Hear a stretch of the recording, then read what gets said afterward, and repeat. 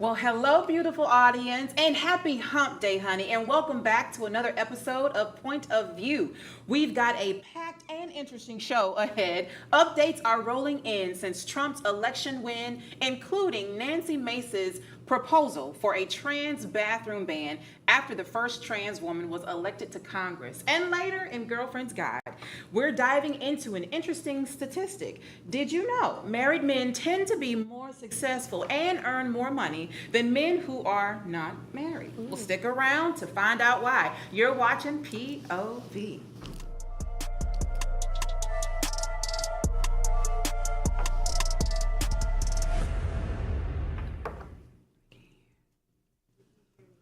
Well, South Carolina Rep. Nancy Mace is making waves on Capitol Hill with her push to reserve female spaces for biological women, not just in Congress, but across all federal property. Her proposed Protecting Women's Private Spaces Act has literally sparked conversation and controversy on the Hill and around the nation. So, I want to know, ladies, what do y'all feel about that? Like, do you think that she's stepping into territory that's more bullying, or is she really standing up for what her moral compass is telling her to do? Why would we think she's bullying?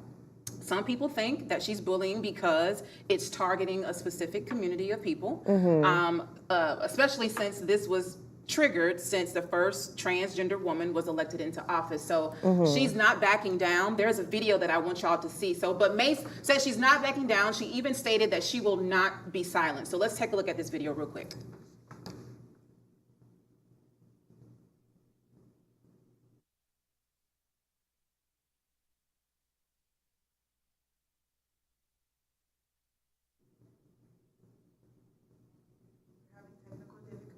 Biological men shouldn't be in women's private spaces, period. End of story. So this is specifically because Sarah McBride is coming in Congress. That and more. So, I mean, we can't do it here, we can't do it anywhere. I've been strong on women's rights for several years now, and it's time to make sure that we protect women and girls everywhere. Biological men shouldn't. Well, the timing of all of this is so controversial because this move came shortly after the House welcomed Rep-elect Sarah McBride, the first openly transgender woman in Congress. So the big question is Nancy standing up for her principles, or is she crossing the line into bullying, which is what I was asking earlier. So what y'all think? For me, I definitely feel like it's bullying, especially because it's geared toward one person, because right now there's only one transgender person that's actually going to be in the White House. So I feel like it's bullying. And the whole fact about her being standing up for biological woman, I don't know if y'all saw the Terminator or not back in the day, but Nancy Mace is giving big Terminator action. Like, she's not giving biological woman. Yeah. What you feel, girl? Drink your tea. The tea is spicy, okay? I don't know. I don't know. I don't know. You don't know? I don't know. But what are you unsure of? Are you unsure about, like, her using the female restroom, or there being, like, an actual bill that's going to be passed, potentially? I feel like there should be a unisex bathroom. Like, there should be a bathroom geared towards, trans people as a whole, if you don't want them sharing the regular bathroom. But I do also feel like if a person identifies as a woman, then they should be able to go into the woman bathroom. Yeah, we've talked about this before, and I'm coming around to it. I think where the discrepancy comes in my mind is that, if you are not, which is no one's business, but if you haven't gone through the change, won't you still need to stand? So then should they have a urinal in the women's bathroom? Well, that's why I think that they should have the trans bathroom, or not the trans bathroom, that sounds terrible. Like the unisex bathroom, or like the family bathroom should be the family bathroom and the unisex bathroom, so that they have a space where they feel comfortable and people don't make them feel uncomfortable if they haven't gone through the transition fully to their gender. Yeah, and that makes sense as well, because when you think about, like, I've been to a lot of airports and places like that, they even have bathrooms for dogs. So if you can go out of your way to make a bathroom for a dog, an animal, then you need to respect all people. Absolutely. I agree. I think people should just be able to piss in peace right? Like, That's right. like literally just bits and pieces, do your business and go on about your day. Yeah. I don't think that we should make this huge notion about it. I think a lot of folks are homophobic, Yeah, right? for and sure. they are not welcoming to a lot of LGBTQIA folks in the community. And we are seeing a number of folks who are coming out. And I believe this new rep, Ms. Macbeth, she is going to be the first of many people Yeah. who come into Congress. So kudos to her for standing for what she believes. And I hope that she love is that. treated fairly Yeah. and kindly when she enters the halls of Congress in January. Yeah. All right, so let's move on to this next topic, y'all. What many people don't realize about politics is just how much drama comes with it, okay? Listen to this next story. Florida attorney Joel Leppert claims 2 women told the people about, what's his name? The AG, Attorney General, Matt Gaetz from Florida, that he paid them for sex. And one of them even alleged he had sex with a 17-year-old. Gaetz resigned from Congress just days before the House's findings were set to be released, raising eyebrows across the board. So, what do y'all think about this? Is it a strategic exit or is it a sign of guilt? I just don't want to skip over the paid for sex and the 17-year-old. I don't want to skip past that. We can can't. forget about the exit. Yeah, we can't. Let's go ahead and address the elephant in the room.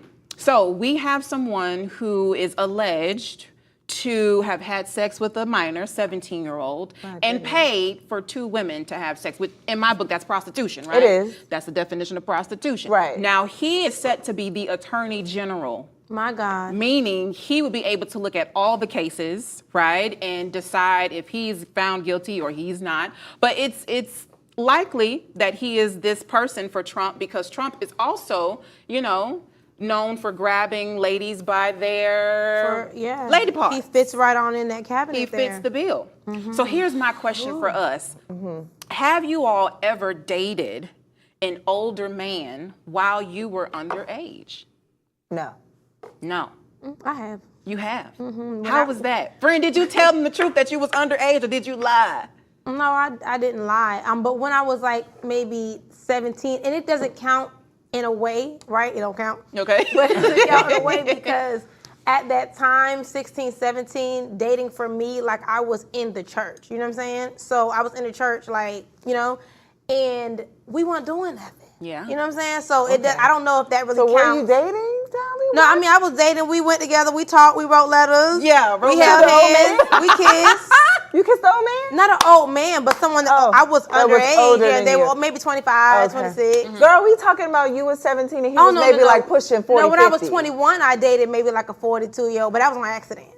That was on accident. Friend, You didn't know dated he was on accident? Right. You didn't No, know he I was- didn't know he was 42 because Oh. a friend of mine hooked us up, and Okay. he was like really dark skinned.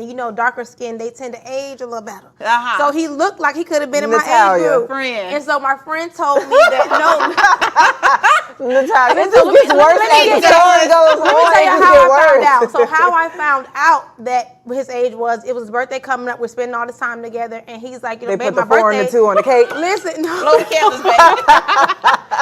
And he's like, babe, our birthday's coming up. My mom's birthday was around the same time. So I was like, okay, my mom's birthday coming up too. And he was like, yeah, we're turning the same age. We all gonna drink on that real quick. No, ma'am.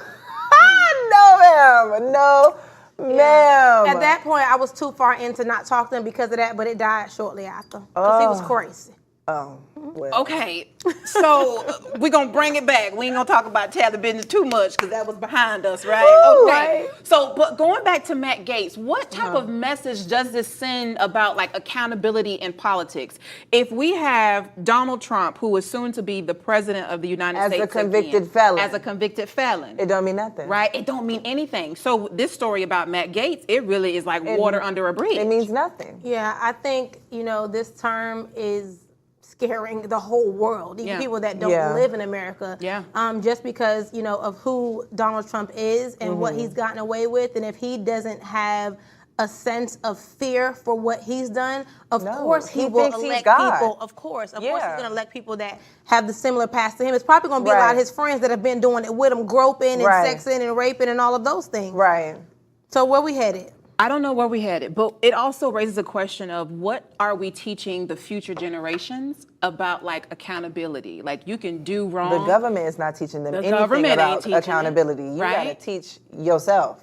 Yeah, they're not teaching. You gotta teach your They're not friends. teaching the other people about accountability because the black and brown people, Yeah, we we are know always about held it. accountable. Yeah, we do. believe So this resignation that he did a couple of days before the findings of his case actually was brought to the table.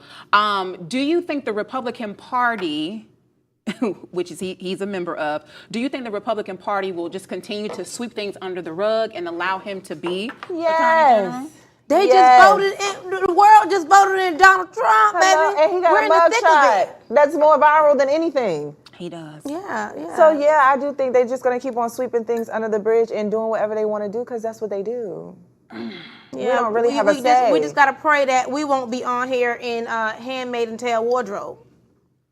Oh God. Well, I just, I'm gonna take a sip of my tea real quick because it's a little spicy.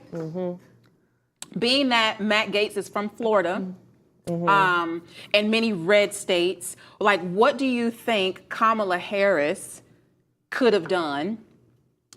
Do you think that she could have gotten away with the stuff? You know what? I can't stand you. Ooh. I can't stand. We ain't got enough time. I don't think we do, sister. You know what? We'll say that for another I don't time. think We we have do. to take a short commercial break. I can't stand you, Judy. But stay tuned for Girlfriend's Guide and Mind, Body, and Soul coming up right after this. So stay tuned.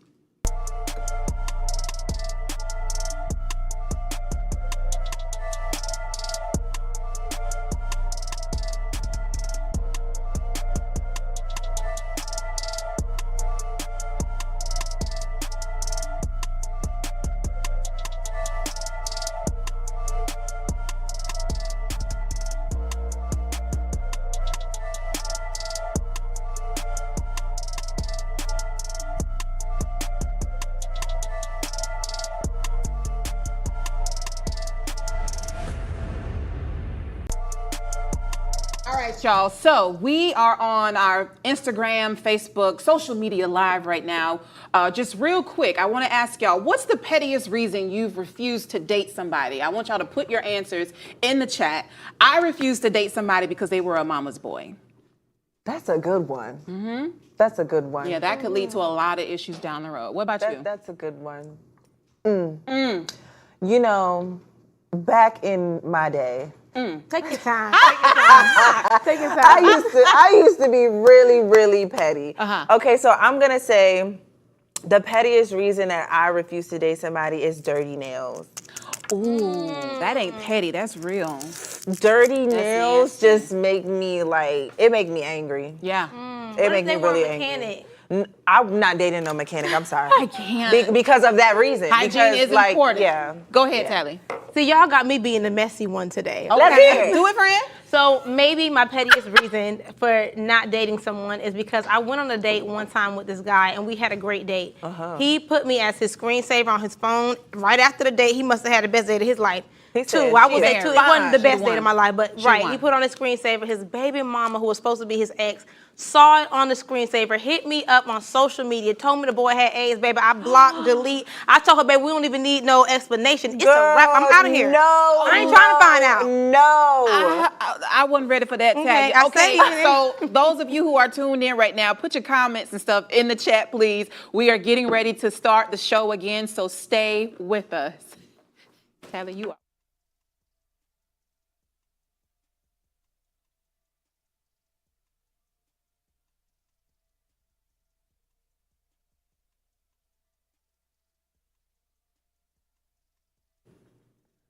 Hey, baby, welcome back. Come on in and join the discussion. It's time to get into Girlfriend's Guide.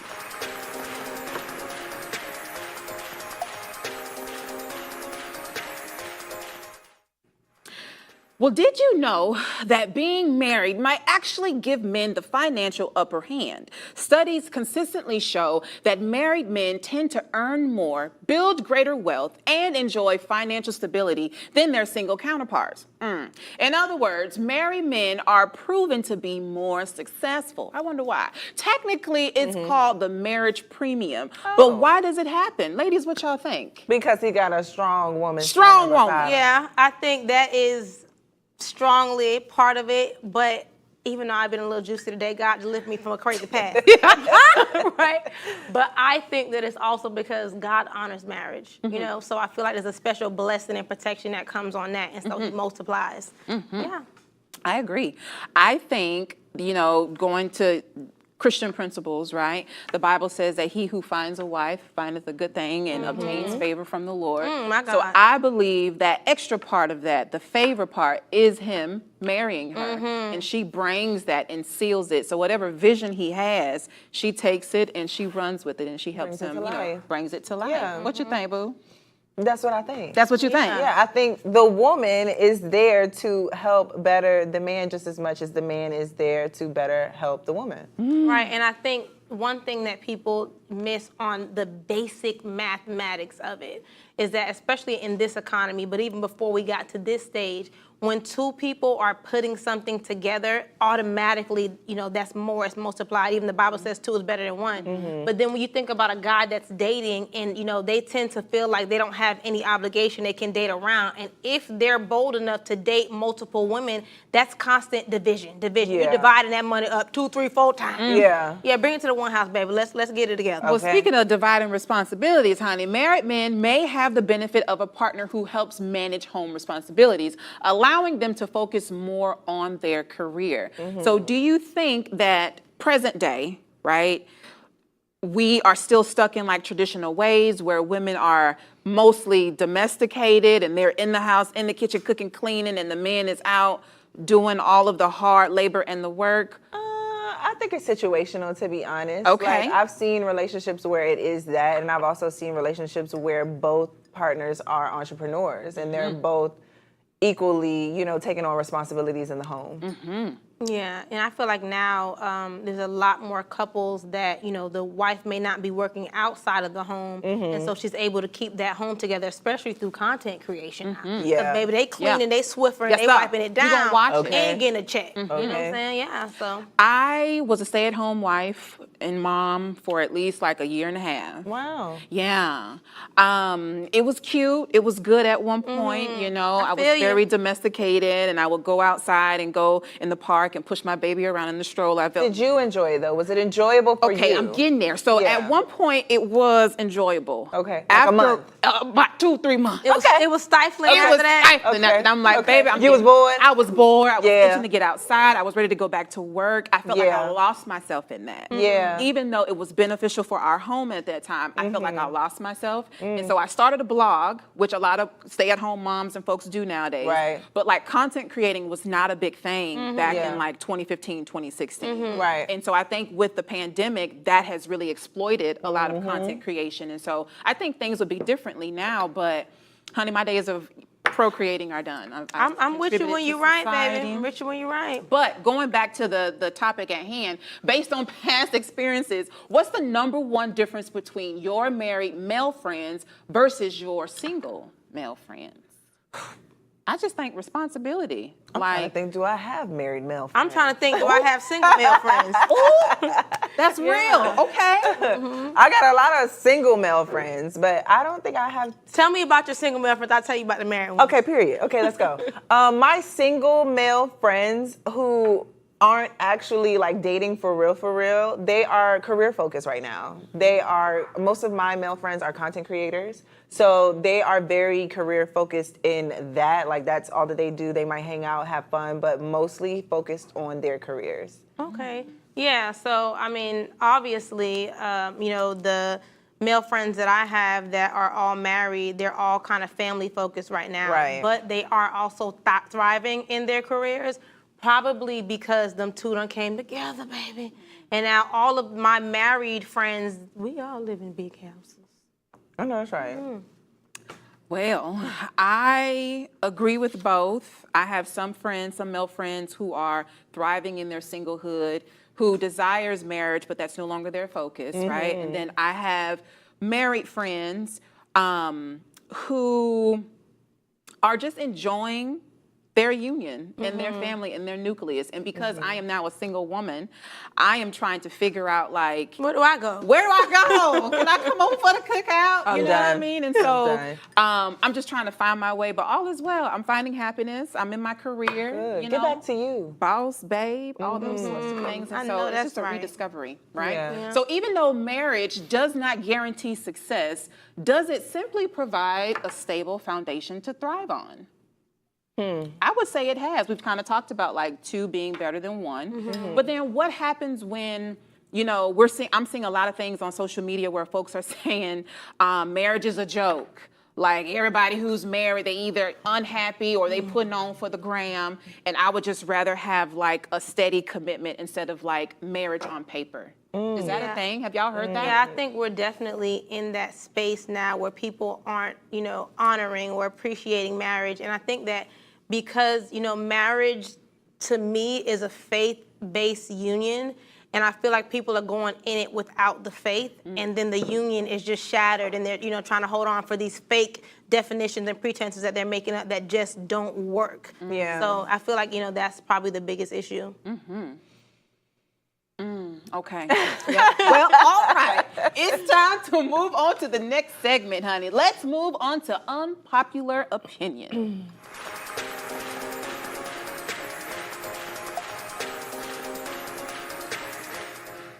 All right, child. So we've been talking about like marriage and relationships. So, a woman's wedding day is often one of the most memorable days of her life. But here's a question, hypothetically speaking, all right? Would you be okay if your friend got engaged at your wedding?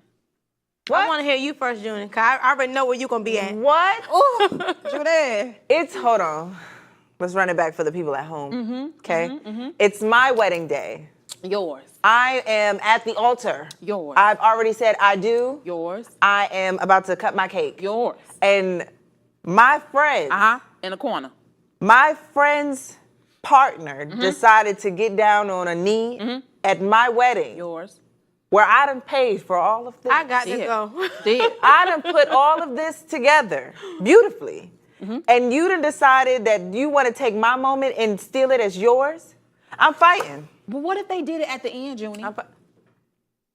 There is no just- end. I'm on my way to the Bahamas somewhere. But There friend, is no end. what I'm if- straight to the honeymoon. What if y'all are already in the tunnel, we throwing rice and the doves are all in the air, you get in your car and homeboy is in the corner. That's not the moment, and you know it's not. That's not? That's not the moment. The moment is after I've already said I do. Now she gonna say, "Oh my God, yes, please." Yes. You gonna steal my moment? It can be memorable for both of y'all. You are not my friend. First of all, you are not my friend, and your man is a hater. Because why would your man ever think that it's okay to do that at another man's wedding? I feel like that is so The tacky. ambiance is set. The You mood couldn't is even, right. and The it's not decor yours. is there. It's not yours. You stole it. The decor is there. You stole it. You stole somebody else's moment. That is so tacky. I feel like no. Not the place. It's not the place or the time. Period. The HO food and everything, friend. I would have threw a plate. Ain't no way we friends and you thought that was okay. Friends of Junie, do not Propose at my wedding. At her wedding. Point blank. The I will friendship kick your over. butt and kick you out. Tally, what you think? I want to say I knew where Junie was going to be. That's why I wanted to hear her first. I knew she was going to be right there standing on all her business. Girl, Standing standing on my cake. Yes, what sir. are you doing? For me, I don't feel like that. I've seen one too many Tyler Perry movies, and it's just as magical.